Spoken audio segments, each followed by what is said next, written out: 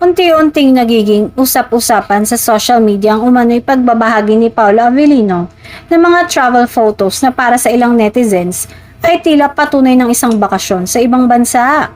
Sa mga larawang lumalabas online, makikita ang isang lalaking naka-winter outfit habang naglalakad sa isang lugar na may European vibe, dahilan para lalong umugong ang espekulasyon. Kapansin-pansin umano ng fans na may pagkakapareho ang mga kuhang litrato sa ilang post ni Kim Chiu, partikular na sa setting, panahon at estilo ng mga larawan. Dahil dito, marami ang naniniwalang magkasama ang dalawa sa naturang biyahe, kahit wala pang malinaw na kumpirmasyon mula sa alinmang panig. Sa comment section, sari-sari ang reaksyon ng netizens. May mga kilig na kilig at nagsasabing bagay na bagay umano ang dalawa, habang ang iba naman ay mas maingat at naniniwalang maaring nagkataon lamang ang pagkakapareho ng mga lokasyon at vibes ng kanilang post.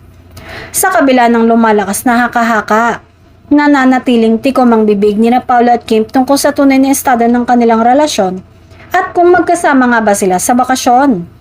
Wala ring direktang pahayag na nagkukumpirma sa mga paratang ng netizens. Hanggang ngayon, patuloy pa rin sinusubaybayan ng publiko ang bawat galaw at post ng dalawa sa social media.